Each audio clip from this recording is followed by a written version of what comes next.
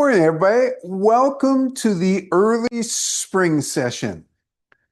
What a great run this has been. We started with Arcadian. Last week we did Downey Peak. Today we do early spring. So where have we gone within China? We started in Nanhua, Downey Peak, Anhui, and that was in Chiman County. And today we're in Fujian Province in the Wuyi Mountains. So lots of news going on in general. And the couple things that we'll talk about today that touch on the news. So for one thing in particular, there has been some attention on matcha and needing to be a little bit careful for some people how much you consume. Because more information seems to be coming out that sometimes that creates gut microbiome issues as well as liver issues. And it seems to have to do with the amount of polyphenols. I'll keep an eye out open for that, but that was one of the things, somebody handed me an article this week about that, and I looked at it, and it's like, oh my goodness, I didn't realize. All right, so last week we were talking about innovations and the change and the tension around innovations in the farm versus scientists trying to implement those innovations. Let's switch, and I said I was going to finish up that topic this week. Let's switch to the consumer side. So from the consumer side, consumers are demanding more variety. They're demanding more benefits related to health, more proof that alleged health benefits really are health benefits. And all these things are hitting the tea industry at the same time. In addition to that, you have this unbalance between tradition, and that's tradition of how to process, and modernization. So where do we draw a line, and at what point should we step back? At what point should we move forward? So these are all topics by the end of today that we'll have touched. And they're really, really important points, and they actually touch early spring, but we'll get there in a minute. Among the things that there's an emphasis on now, and we're facing this because we're trying to bring an RTD, a ready-to-drink product to market. Well, you have to think about taste. You have to think about perceived health benefits. You have to think about, well, is it green or is it not green or is it almost green, lime green or really deep green? Where are we in the ecological balance? And so every producer, everybody who's coming to market has to think about these things. And these are barriers to entry as well, because if you're just trying to introduce and you're thinking about these things, and by the way, we are thinking about this thing with the RTD, we're not coming on with glass. That's theoretically where we want to end up being. We're coming on with plastic. Is that a green choice? Well, let me think about that a minute. That's kind of a yellowish, trying to edge towards green choice. Glass would be a really green choice. But that's a barrier to entry because it costs a ton more to import that. Breakage is more. And when you think about, well, why don't you slide over to aluminum? Well, that's an issue as well, because there's plenty of fledgling evidence that aluminum is also a problem for human health. So the result is, where do you land on this? And these are all the issues that the tea industry is facing, trying to get more precise answers, trying to help farmers, trying to help producers, Where are we going to land with this? Remember, we now are in a different era in terms of consumption. Is it preventive or is it therapeutic? We're asking ourselves. Is it a medicine or is it a food? We're asking ourselves. And if we can get the best of all worlds, both worlds, then we're really happy. Oh yeah, you give me that green tea and it makes you live 100 extra years and your hair stays the same color as it ever was. Wow, I want that. On the other hand, we have all these wild claims, don't we? And we see them. We see them in nutraceuticals. They may or may not be wild, but they're claims. And the whole issue is there's not enough science yet. So science is now trying to dig into China. They're really, really trying to differentiate all the compounds in tea and then analyze, okay, if we have more of this compound, what happens in the human body? This is a long process. It's a hard process. So this is part and parcel of what the tea industry is wrestling with. Now, what else is included in that?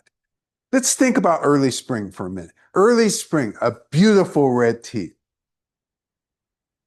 What is it made of? It's buds only, okay? What size buds? Small buds. Takes 58,000 hand motions to pick a pound of early spring. Think about that in a minute. 58,000 hand motions. That's a lot of hand motions. When this tea first came to market in China, it was going for about $2,000 a pound, about $3.65 a gram, something on that order. When it first came in 2005, I mean, this thing was totally out of bounds compared to other red teas in China. So how come within 3 years it became the #1 red tea? We're going to hear that story today. So let's go back in history a little bit. How far back do we want to go? Let's go back to the 1600s. Early 1600s, when smoky pine came onto the market. And where did it go? It first went to Indonesia. The Dutch there, hey, this is pretty good. Because remember, Indonesia was a colony at that time. Let's take this back to the homeland. Homeland, that's the Netherlands. They loved it. Let's have some more of that stuff. So that's the first red tea that really started to gain traction in Europe. And there was demand for that. And the demand continued to increase until about 1850. 1850, something happens. What happens? Well, aside from the British being in India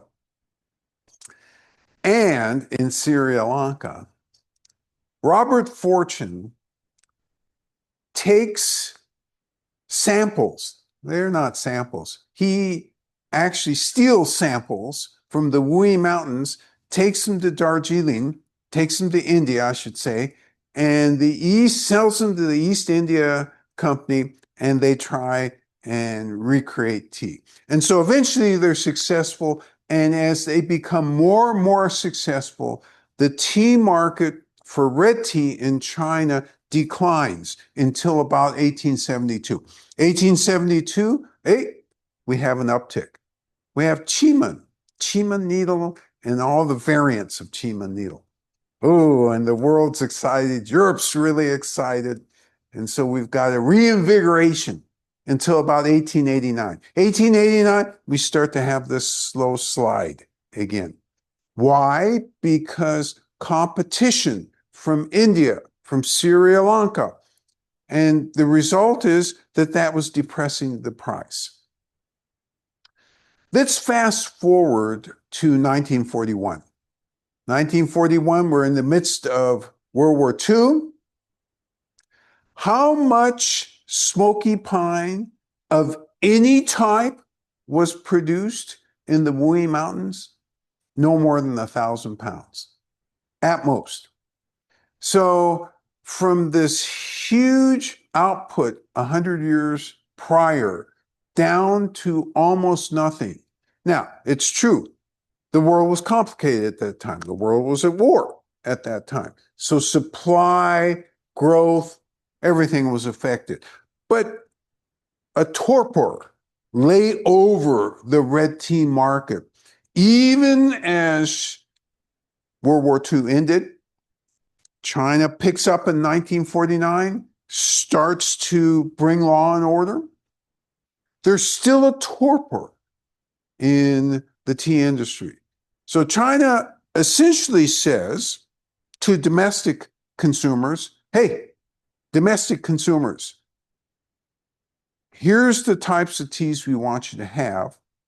And by the way, these other type of teas, because we need currency, we need foreign currency, we're going to export. And so smoky pine was in that export list. And so you didn't have much of it consumed in China. Now, all of you who've been listening for a long time are going to say, of course there wasn't much demand for it in China because pre-1941 or pre-1949, there wasn't that much demand for it in China. And you would be right. Most of it was being exported. But what I do mean to say is now more of it was being grown. There was more economic assistance within China. There was more encouragement. There was more science looking at how to improve the yield. And so through the 1970s, you're increasing that export to Europe and to America, indirectly, not directly. And so foreign currency is coming in, okay? China undergoes some changes, mid-70s into the 80s, and you have a new way of thinking about the economy. 1983, from fully privatized within the Wuyi Mountains, you start giving the land. Not exactly giving the land, but let's use that as a catch-all term right now, to the peasants and saying to the peasants, and by the way, this is in a site that's already a World Heritage Site. Where am I talking about? Tungmuguan. So there's a World Heritage Site of which 10% of that site is in a growth area in Tungmuguan. And by this time, the yield is so low that there's the threat that, my God, are we going to be able to continue growing tea for a livelihood? And this was the turn right there, 1983, where it becomes privatized, that things started to change. Did that mean overnight the farmers became rich? No. But it did mean that as China enriched internally, this focus on export starts to be balanced. And it takes a number of years before it truly is balanced. And we'll talk about 2005 in a minute. We're getting there pretty fast. Where all of a sudden, the internal elite are saying, hey, you're sending the good stuff away. I have money. I'll buy the good stuff. And so gradually that increases. So come 2005, and a producer and a tea master who works at this production shop invents early spring, Jinjunmei. And not only do they invent that, they invent a whole series of teas from Tungmuguan, all belonging to Shaozhou. Shaozhou. Small varietal. Small varietal is referring to the plant itself. So the leaves are really small. And that's why it takes so many hand motions. And so you get this grade where it's bud only. That's what we're having today, early spring. Then you get the second grade. So the first one is gold, Jin Junmei, Jin, gold. Second grade, you have a bud and a leaf, In Junmei, silver Junmei, okay? Then you have another new one underneath that, which has a few more leaves. And then you have a refurbishment of smoky pine. So when I say a refurbishment, does that mean smoky pine ever entirely went away? No. But what you had was a rebuilding of some of the infrastructure to produce smoky pine. And you had enthusiasm by the peasants who were growing it. You had enthusiasm generated by these new varietals. And more importantly, remember I told you how much that was? About $2,000 a pound? Was any of that selling? Oh my God, it was selling out. Because by 2005, the Chinese population was already sufficiently wealthy enough that you had tea elite, you had fledgling billionaires, you had people with money, and they wanted the good stuff, and they were paying for that good stuff. So when this came to market, it was immediately a hit. And by 2008, the tea master who had put this together, and by the way, there's a picture of him with us in the pictures I sent. He founded his own factory. And by the way, he's the leader now of Tungmuguan. Wonderful guy, great scientist, brilliant artist. And by artist, what I mean is production artist, putting this together. Just a really interesting guy. And the acceptance in the market in China was immediate. And it sold out every year. And by the way, we still get a couple pounds every year from him. So this thing by 2008 was the really big best red tea in China. And when I say best, is it on that top 10 list? Is it up there? You know, you have Cheeman Needle, then early spring? No, because by that time, the top list, and we've talked about this in some way, there's nothing wrong with that top list because those are all very top teas. But in some way, it was just hard to make any other entries into that top 10. And yet this thing was selling out. Yes. Peter asked, what year were those pictures taken? So one of those pictures was taken in 2017, if I'm not incorrect. And the other picture is a later picture. So about 2024, I think, or 2023. So in that period. So he's aged, obviously. He had more hair in that first picture. Bijou looks even younger today than she did in that picture. And, you know, let's see, I'm wearing linen. I guess I should stop right there. Let's continue with the story of this tea.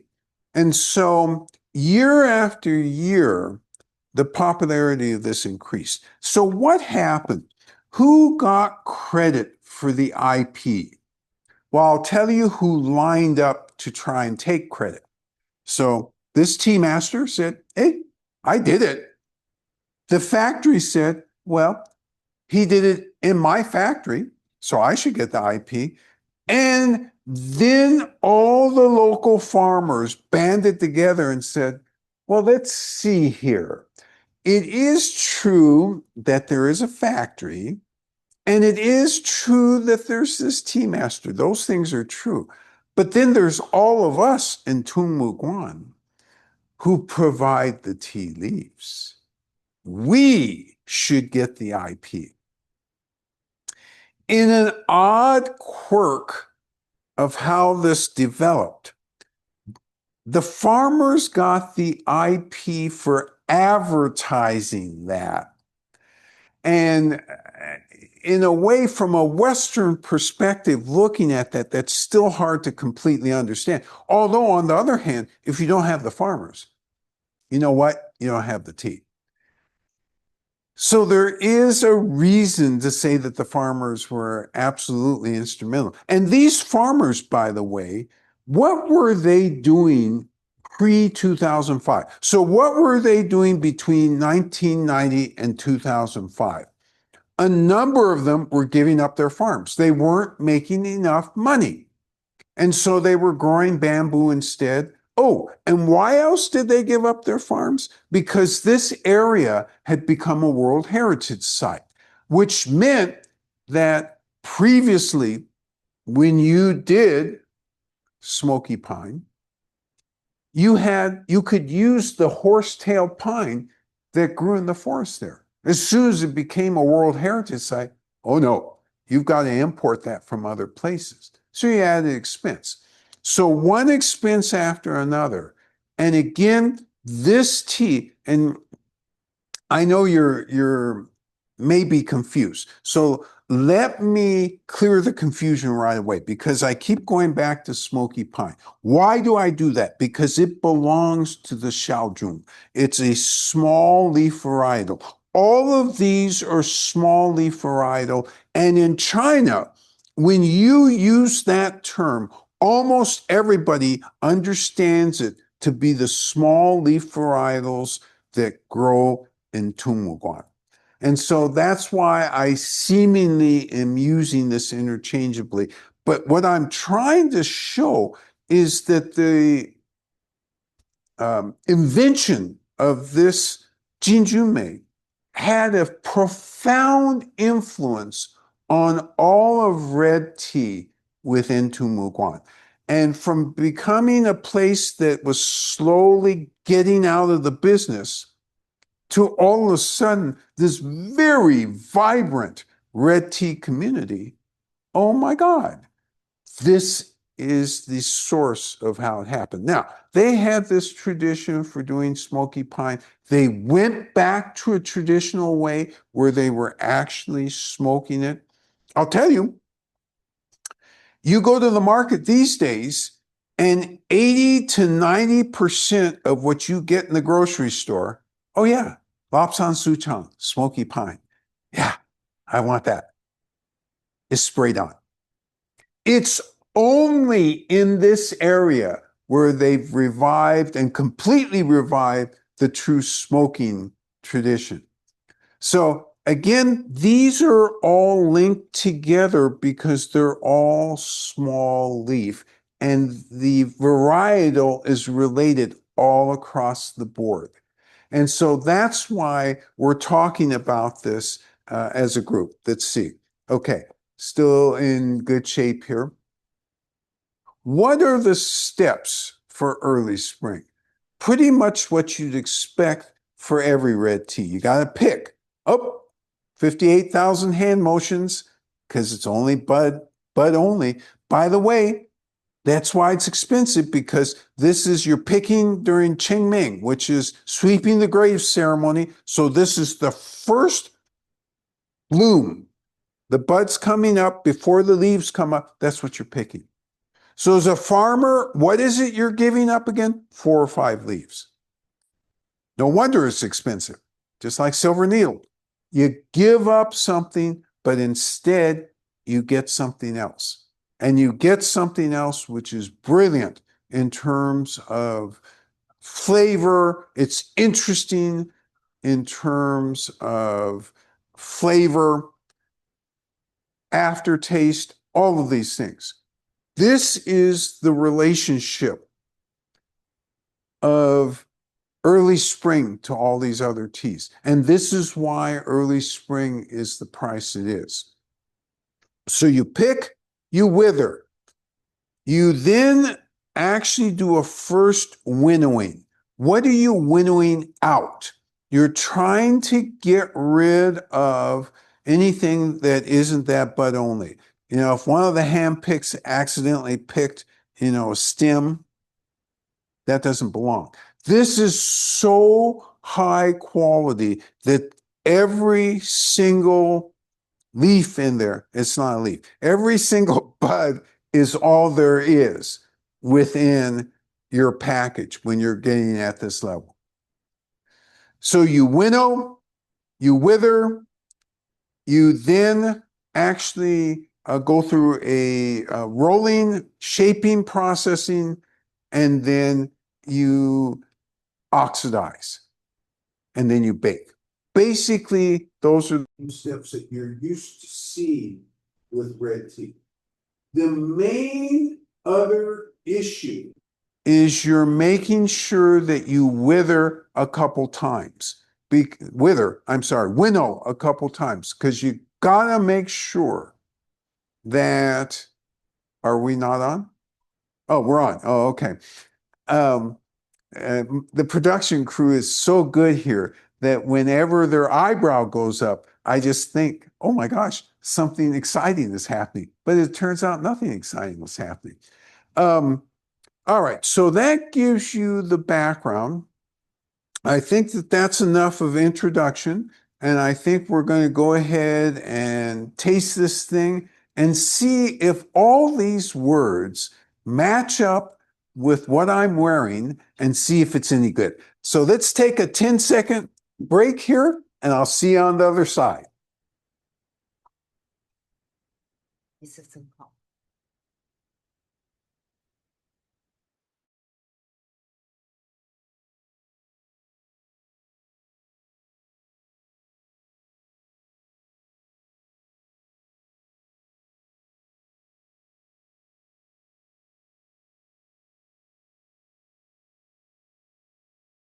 All right.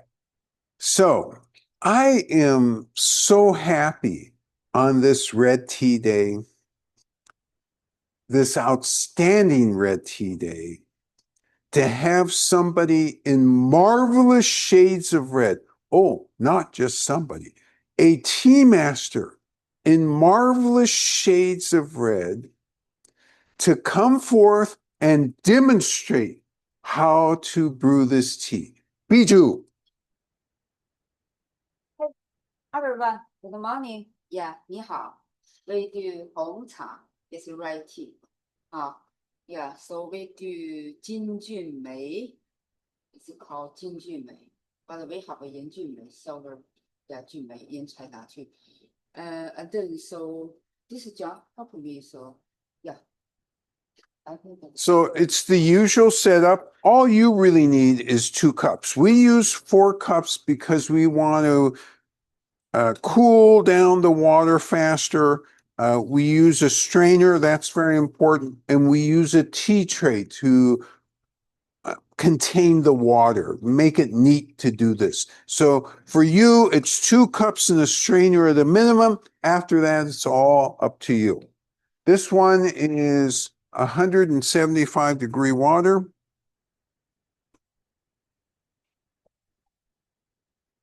Now, 3 minutes. Tea Master is going through the normal steps, heating the cups, making sure that everything is absolutely clean, especially with a tea like this. I mean, this is truly premium tea.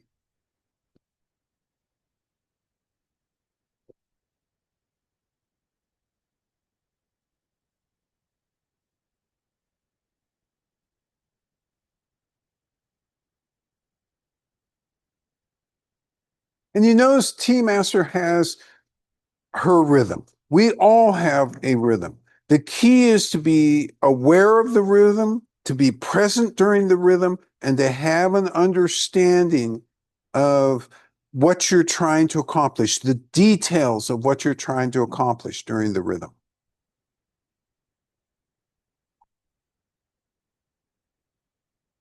Aerating the water, dissipating the steam.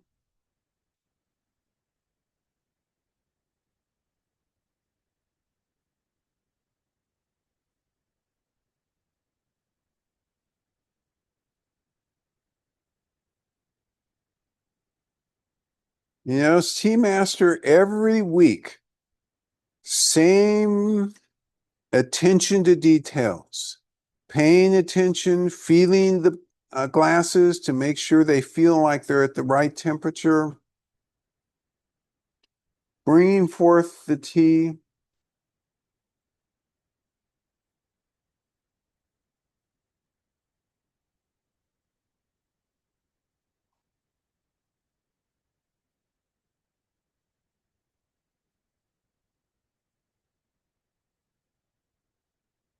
Puts it in the heated cup, shakes it.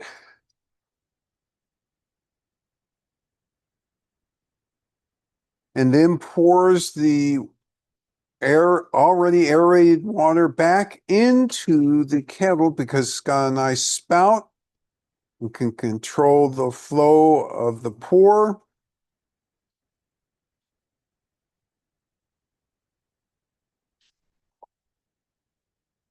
Timer set for 3 minutes.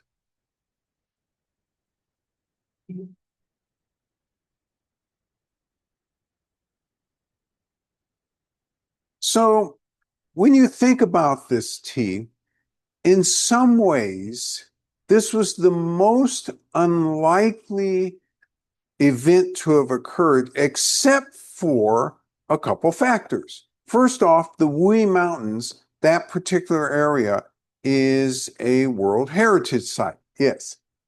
Peter asks, is it known roughly how much red tea comes from the Lee Mountains, and where do these leaves come from in the Lee Mountains, namely how close to the center? This is a great question. So Peter asked a couple things. In total, what is the volume of tea that comes from the Wui Mountains? And the answer is, I don't know. It's not a huge number because the area is not a big area.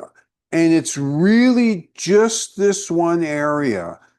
And let me see if I can, you know what, by next week, I will see if I can get an exact figure of what during the last 5 years has come from this area, but it is not a large number. I think, and if I'm wrong, I'm only wrong by 1 or 2. There's, I think, 17 or 18 farmers in this area.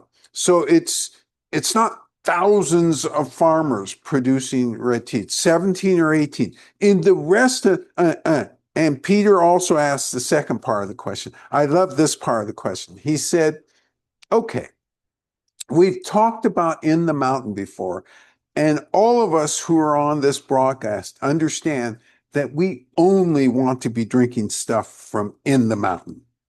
So directly, is this from in the mountain? Now, this is an interesting question because now I have to give more explanation. So the full title of the tea from in here is Zheng Shan Xiaozhong. So the Xiaozhong I already explained, small leaf varietal. Zhengshan has 2 explanations. The first explanation is that this is the true mountain of the small varietal. The second way you can translate that is this is the real mountain of the small varietal. Why is this important? Because it's not Zhengyan. Okay, we've talked about Zhengyan before. That's a completely different part of the mountain, but we're referring to cliff teas. So this is the equivalent great place for red teas. They don't grow, they do some cliff teas within this area, but they're not as good as the stuff that comes from Zhengyan. They don't do any red teas in the Zhengyan area. This is the only area that does red tea in the Wuyi Mountains. 但是农业局、国家林业局控制把 Oh, that's also true. 消里边好像是9个，但现在不清楚，因为 19是9个。 9个，就是9个。 Oh, 9个。9个 farms? 啊，对。 Ah, okay, I'm corrected. 林业局控制，我们现在增加过，不知道。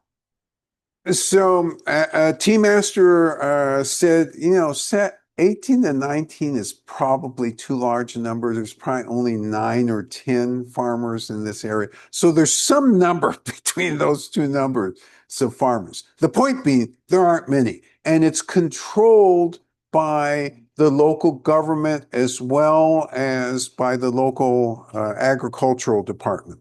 All right, so this is what this thing looks like. Wow. Fine, beautiful color. Let's enter no, you don't enter the quality. I will enter the quality arena. And let's see what we have.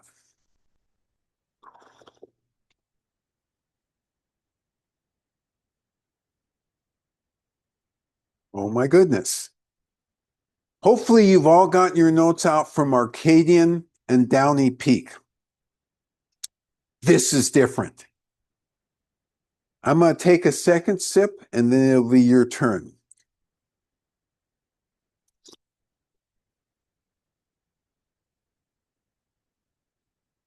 It's your turn. Your turn to brew. I already know what I'm detecting in this. I can't even control myself. You're in for a real treat. I know I wasn't supposed to say that. That's kind of front loading the deck. Consider that an accident. And by the way, if you have a different opinion, you don't have to say, I love this thing.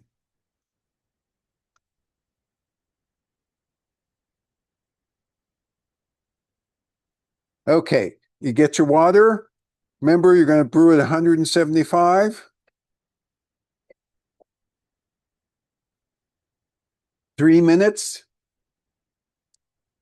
There's 4 grams in your package. This is package number 3, labeled early spring. And you have your notes out. Why is it that I keep harping on notes? Because this is the third one of the red teas, 3rd week in a row, and every one of them is different.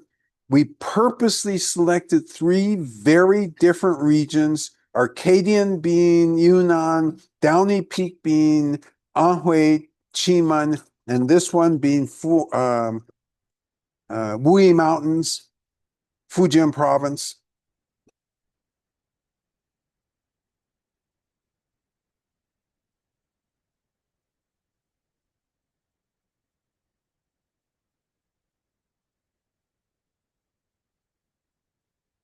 Remember, you're present while you're doing this.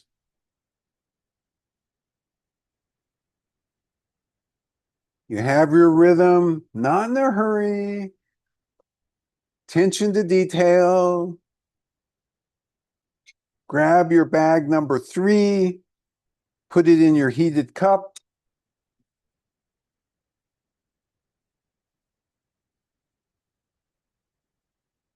Shake, heat the leaves.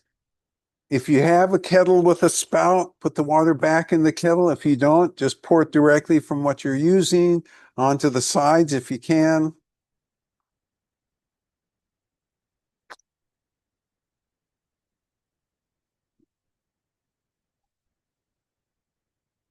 Okay, and you set your timer for 3 minutes.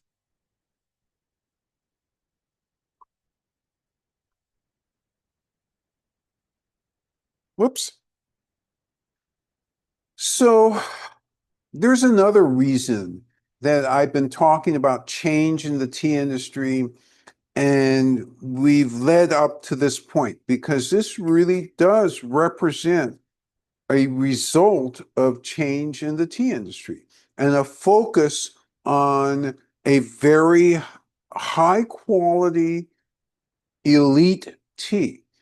And so there's this contradiction between a standardization and this craft teas that we have.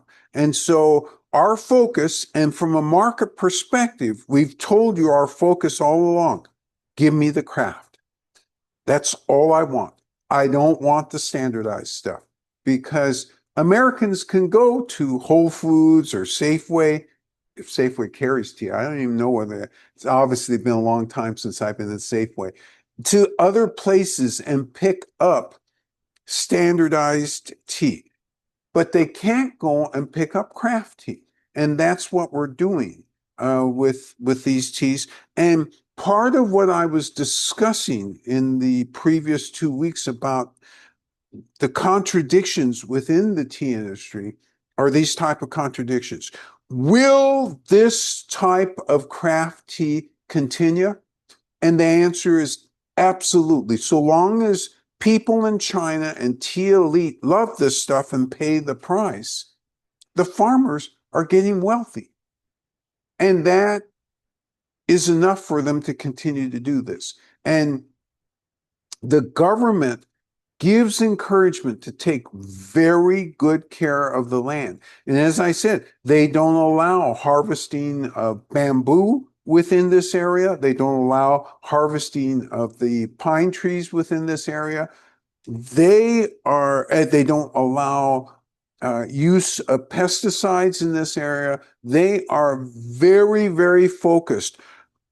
They understand this is a treasure and they want to maintain that treasure. And as part of an intangible cultural attribute, and in part because this is a World Heritage Site, this is an incredibly diverse weather, water source, plant, and insect and animal environment. One of the most rich environments in the whole world.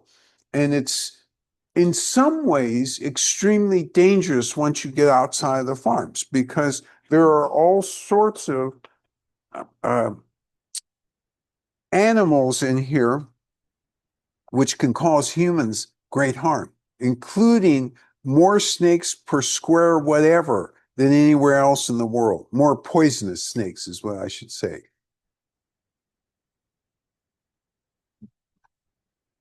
Okay, so you have taken your cup, you've separated the leaves from the tea water.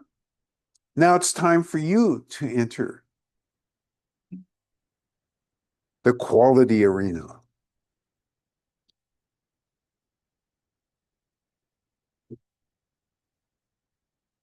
So take your time as you go through this because this is an incredible experience that most Americans will never have because you can't go to most shops and find this stuff. And you certainly can't find it at this level.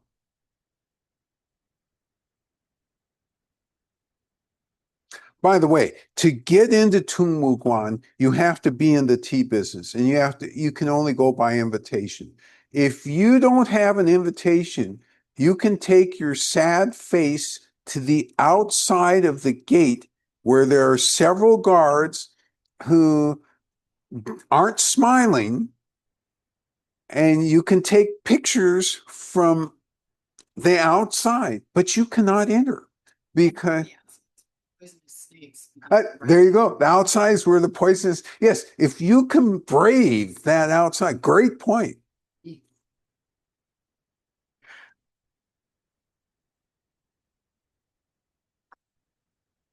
Very Aggie comments, very different from Arcadian and Down at Peak.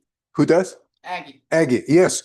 Aggie says very different from Arcadian and Downey Peak. Absolutely different. Peter comments, the astringency is enjoyably powerful. This is so clean and crisp. a lot of honey sweetness in the taste, but the tea remains crisp and pure, not laden down at all or made to feel too thick or heavy by the sweetness. Peter comments, clean and crisp, honey sweetness, and a powerful astringency. I love the powerful astringency because, in fact, you may not notice it right out the get-go because you're noticing, oh, this smells good. Whoa, this tastes good. And then, oh my gosh, there is a powerful astringency. Powerful, and I like the fact you use that word, Peter, because powerful doesn't imply this is like a habanero type of power. This is more, excuse me, the power of you get it in more parts of the tongue. Great catch.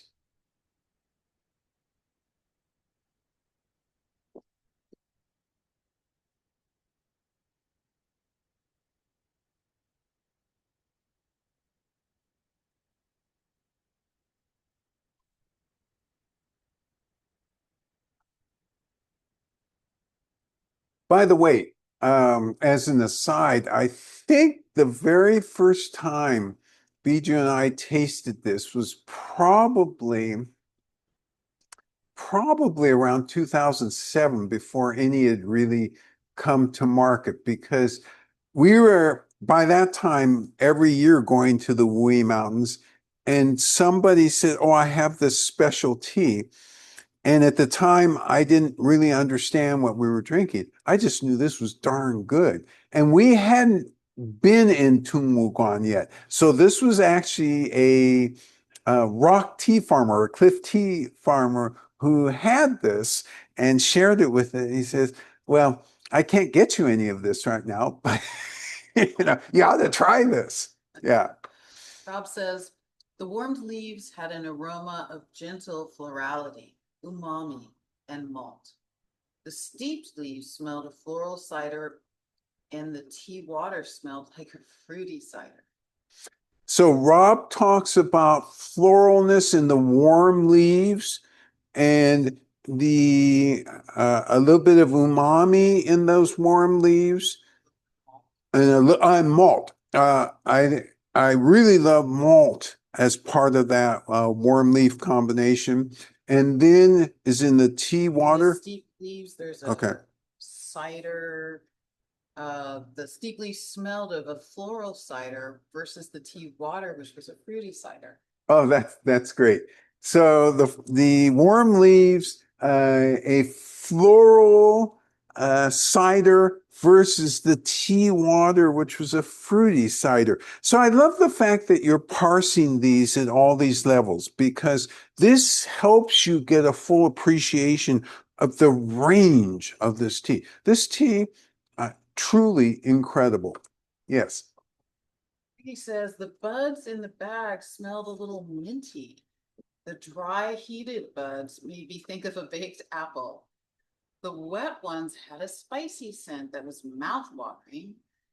Taste is soft and mellow, pleasant, light sweetness. Great commentary, Aggie. So the leaves before they became warm, little hint of mintiness.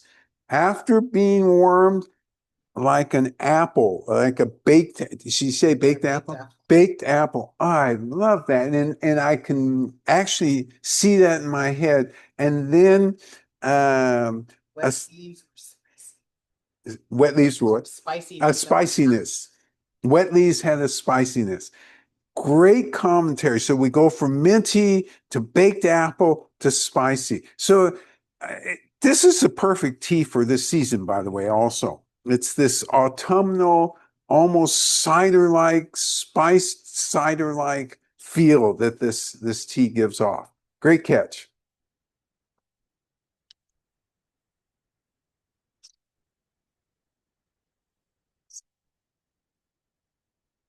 Stacy says, I'm getting hints of cinnamon in the aroma, and the honey is the dominating flavor for me.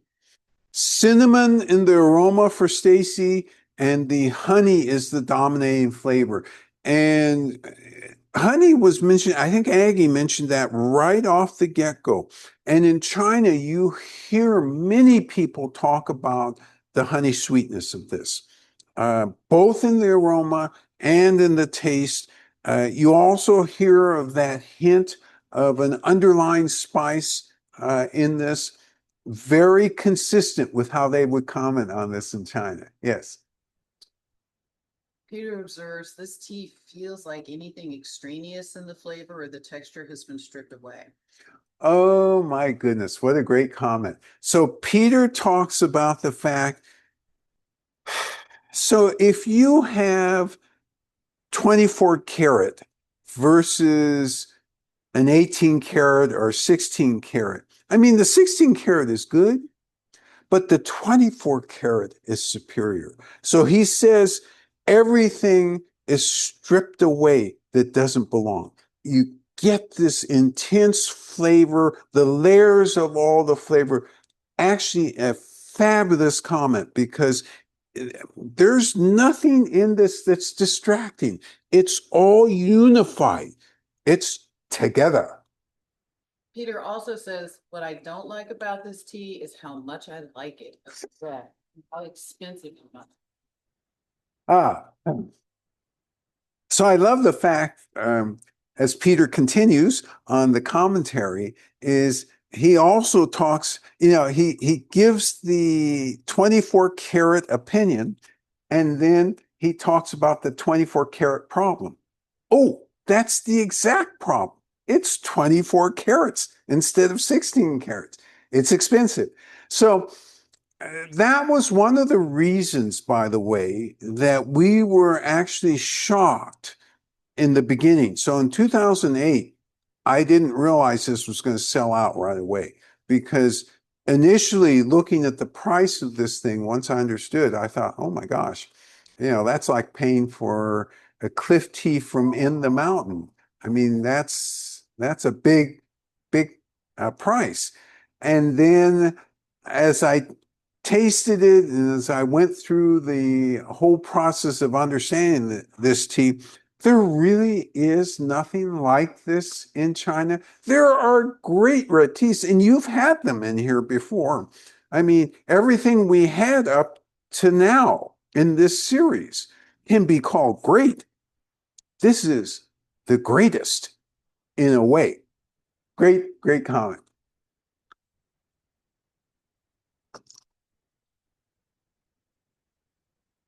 Okay.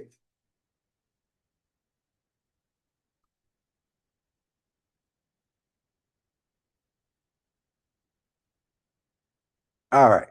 So I want to hit upon a few things. First off, the clean and crisp, nothing added comment. I want to hit on that. Honey sweetness, love that. Cider, hints of cinnamon, whether it's in the dried leaves or the warm leaves or in the tea water, all consistent with what you would hear about in China. I think the other thing which is very interesting in today's commentary was again that comment about, and I think Peter made this, about the deep astringency, because it really is there, but it's not overwhelming. There's a difference between overwhelming, and we have some teas where it is overwhelming. This is not overwhelming at all, but it is deep, and it lingers on the tongue. So, as usual, I am fortunate to sit with giants as we evaluate teas like this. And I wonder where we're going from here. Let me think about this. Let me see if I can use my intuition to figure this out. Oh, wait a minute. Next week, we have 3 more red teas, and the first one is intuition. I am totally jubilant. Oh, the next one after that is jubilance. And then laid away. So those are the 3 great teas that we have coming up. They will show you different aspects of great red tea. You have responsibilities this week. As usual, your responsibility as we go into November and come crashing into the end of the year. Can't believe it's come so fast. Stay healthy. Absolutely the most important thing. Enjoy this wonderful autumn weather. And I look very much forward to seeing everybody next week. You take care now. Bye-bye.